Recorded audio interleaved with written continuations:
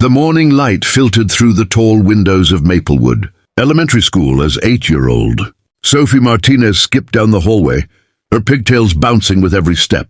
If you believe in kindness, second chances, and the power of small moments to change lives, please like, comment, share, and subscribe to Kindness True Stories. Also, tell us in the comments where in the world are you watching from. She loved Mondays because Monday meant show and tell, and today she had the most special thing to share with her entire class. She clutched a folded photograph to her chest, her brown eyes bright with excitement and pride. Her father had told her last night that she could share their big secret, and Sophie could barely contain her joy. Mrs. Henderson stood at the front of room 12, a woman of sharp edges and sharper opinions, adjusting her reading glasses as the children settled into their seats. She prided herself on running a tight, orderly classroom. She had been teaching for 22 years and believed she could read a child's background simply by looking at them. When she glanced at Sophie Martinez, sitting in the third row with her slightly worn backpack and simple clothes, she had already formed her quiet conclusions. "Who would like to go first today?" Mrs. Henderson asked, scanning the room. Sophie's hand shot up immediately. The teacher gestured for her to come forward.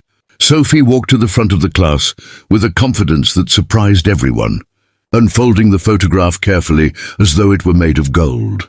"This is my daddy," Sophie announced proudly, holding up the picture. "He works here at our school. He's the janitor. But he's also the CEO of a big company called Greenbridge Technologies." The classroom erupted in quiet giggles. Mrs. Henderson raised an eyebrow, so high it nearly disappeared into her hairline. She studied the photograph briefly, a grainy image of a smiling man in casual clothes, and handed it back to Sophie with a thin, polite smile. "That's a very imaginative story, Sophie," Mrs. Henderson said, in the tone she reserved for children she found troublesome. "But we share true things during show and tell. A janitor cannot be a CEO. Those are very different kinds of people." Sophie's smile faltered. "But it's true, Mrs. Henderson. My daddy built the company when I was a baby. He just loves to clean, because he says it keeps him connected to where he started from." "Sophie," the teacher interrupted firmly, "please sit down. We don't tell stories here. A billionaire would not be mopping floors. That simply doesn't happen in real life." The little girl walked back to her seat with her head down, the photograph trembling in her small hands. Her classmates whispered and some laughed softly.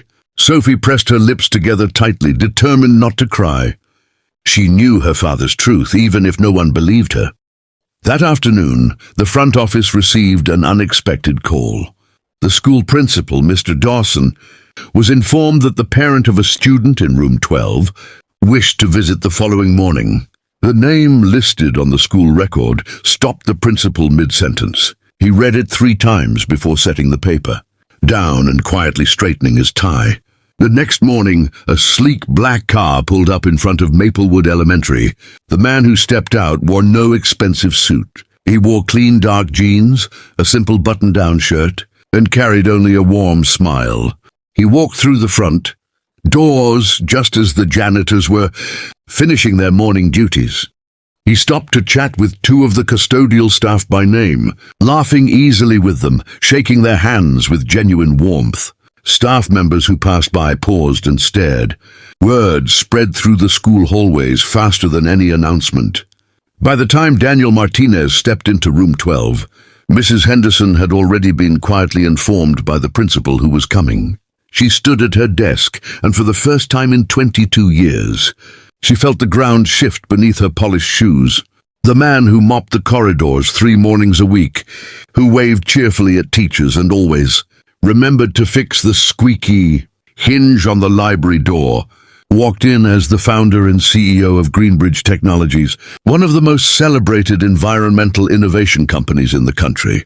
Daniel knelt down beside Sophie first, kissing her forehead gently.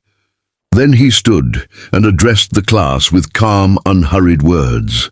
He told the children that he had started his company from nothing, that he had worked every kind of job imaginable, and that he still chose to volunteer as a janitor, twice a week, because he believed no honest work was beneath any person, He said that the moment someone believed their status made them better than another human being was the moment they stopped truly growing.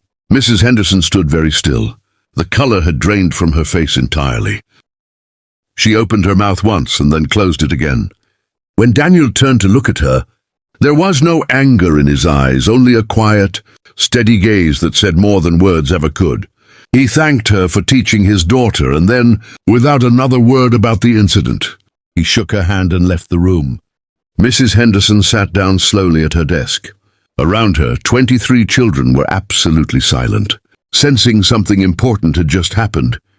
She looked at Sophie, who was watching her with those same calm brown eyes her father carried, and for the first time, the teacher felt the full weight of her own assumptions. She never made that mistake again, and Sophie never forgot the day her father taught an entire classroom, teacher included.